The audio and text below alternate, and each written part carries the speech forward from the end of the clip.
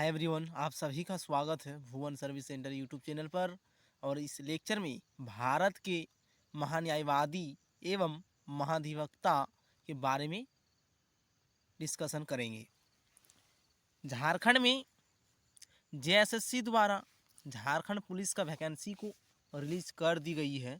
इसलिए जितने भी कैंडिडेट्स झारखंड पुलिस के कांस्टेबल के रूप में आप सभी अपनी सेवाएं प्रदान करना चाहते हैं तो तैयारी में जुट जाएं और अच्छी तरह से तैयारी करके अपनी मुकाम पर पहुंच जाएंगे। तो आज इस लेक्चर को स्टार्ट करते हैं। संविधान में अनुच्छेद 76 भारत के महान्यायवादी के पद की व्यवस्था की गई है। वह देश का सर्वोच्च कानून अधिकारी होता है। नियुक्ति एवं कार्यकाल। महान्यायवादी अटॉर्नी जनरल की नियुक्ति राष्ट्रपति द्वारा होती है। उसमें उन योग्यताओं का होना आवश्यक है जो उच्चतम न्यायालय के न्यायाधीश की नियुक्ति के लिए होती है।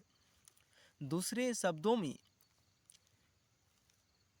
उसके लिए आवश्यक है कि वह भारत का नागरिक हो, उसे उच्च न्यायालय के न्यायाधीश के रूप में काम करने का 5 वर्षों का अनुभव हो या किसी उच्च न्यायालय में वकालत का 10 वर्षों तक का अनुभव हो, या राष्ट्रपति के मत अनुसार वह न्यायिक मामलों का योग्य व्यक्ति हो। वह अपने पद पर राष्ट्रपति की दया तब बने रह सकता है। इसका तात्पर्य यह है कि उसे राष्ट्रपति द्वारा किसी भी समय हटाया जा सकता है। वह राष्ट्रपति को कभी भी अपना त्यागपत्र सौंपकर पदमुक्त हो सकता है। संविधान में महान्यायवादी का पारिश्रमिक तय नहीं किया गया है। उसे राष्ट्रपति द्वारा निर्धारित पारिश्रमिक मिलता है। कर्तव्य एवं कार्य। भारत सरकार के मुख्य कानून अधिकारी के रूप में महान्यायवादी की निम्नलिखित कर्तव्य हैं। इस संबंध में संविधान या कानून द्वारा सौंपे गए कार्य को पूरा करना, राष्ट्रपति द्वारा भेजे गए कानून मसलों पर भारत सरकार को सलाह देना, राष्ट्रपति द्वारा सौंपे गए कानूनी मामलों से संबंधित वैधानिक कर्तव्य को पूरा करना। राष्ट्रपति महान्यायवादी को निम्नलिखित कार्य सौंपता है: सरकार से संबंधित किसी मामले में उच्च न्यायालय में पेश होना, संबंधित मामलों को लेकर उच्चतम न्यायालय में भारत सरकार की ओर से पेश होना।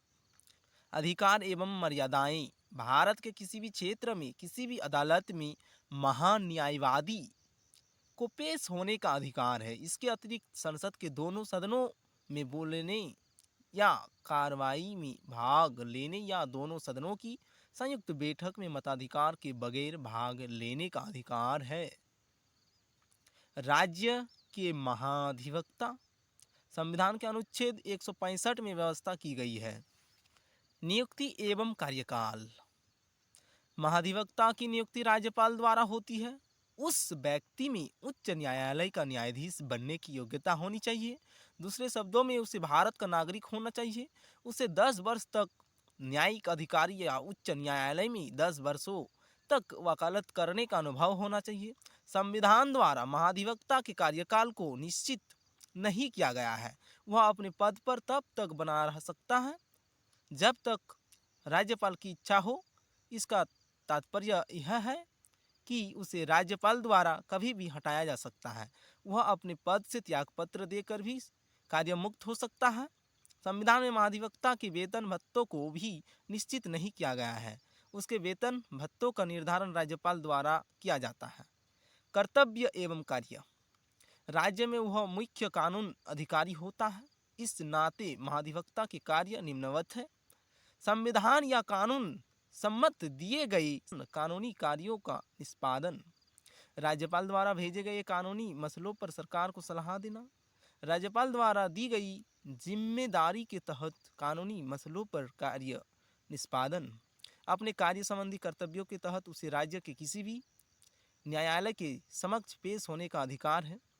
इसके अतिरिक्त उसे विधानमंडल के दोनों सदनों या संबंधित कमेटी अथवा उस सभा में जहाँ के लिए वह अधिकृत है, में बिना मताधिकार के बोलने व भाग लेने का अधिकार है।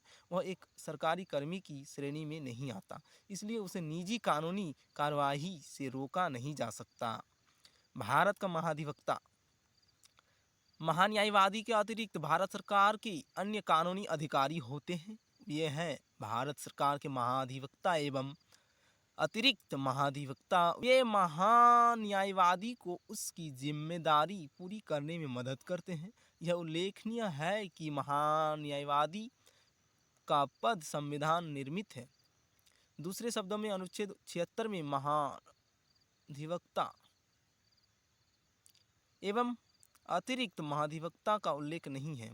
महान्यायवादी केंद्रीय कैबिनेट का सदस्य नहीं होता। यही लेक्चर है।